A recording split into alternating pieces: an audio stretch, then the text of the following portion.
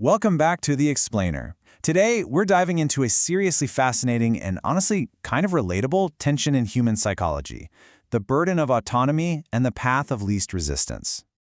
Okay, let's dive into this. It's an uncomfortable, but universally undeniable truth straight from our source text. As humans, our default way is to take the option of least resistance.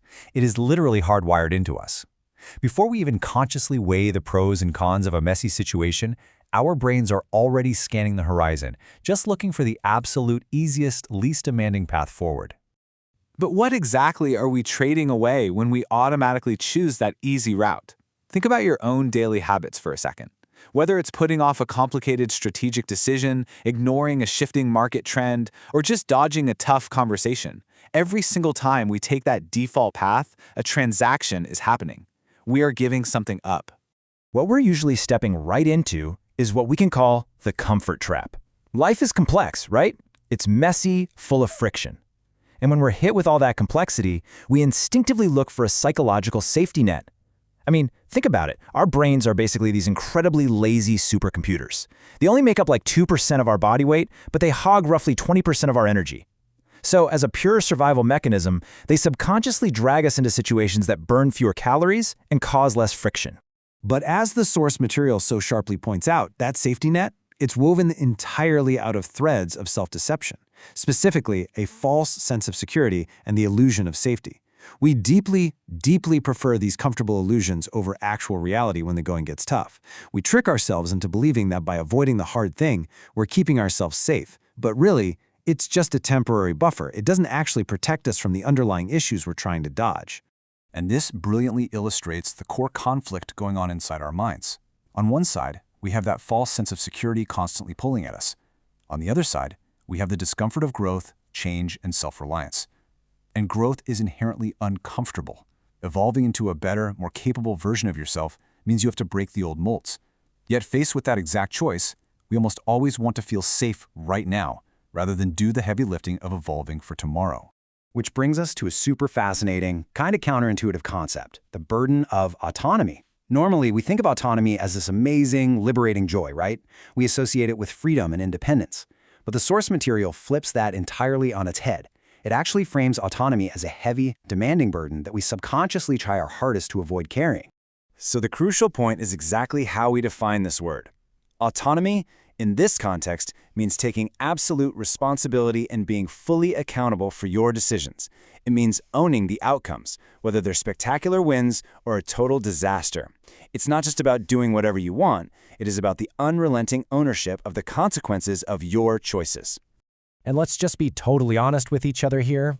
That level of true self-reliance, it is genuinely exhausting. It takes immense mental effort. It takes sustained physical effort. Being the absolute author of your own life takes a massive toll on your energy reserves, so it's perfectly natural that we try to dodge that toll. When we're burned out or stressed, literally the last thing we want to do is spend the massive amount of calories required to be truly accountable. Which leads us to a really provocative question. Since autonomy requires so much profound effort, what's our default coping mechanism? When we're standing at the crossroads of a complicated problem and we know the right way is going to thoroughly drain us, what's the predictable behavioral loop we fall right back into? Let's move to and see how this builds, step by step.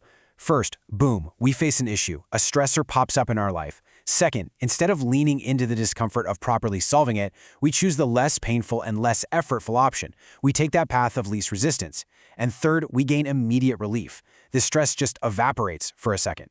This cycle is wildly powerful because that immediate relief acts as a massive, instant reward for our brains, which deeply reinforces the habit of running away from discomfort. When you stack these options up side by side, the contrast is stark. The option of least resistance offers immediate relief with minimal effort. Honestly, those are incredibly tempting short-term benefits. But the burden of autonomy, even though it demands so much from us mentally and physically, is the only path that yields actual growth. It is the demanding, long-term reality of true accountability. I want to just pause for a second and really focus on that concept of immediate relief.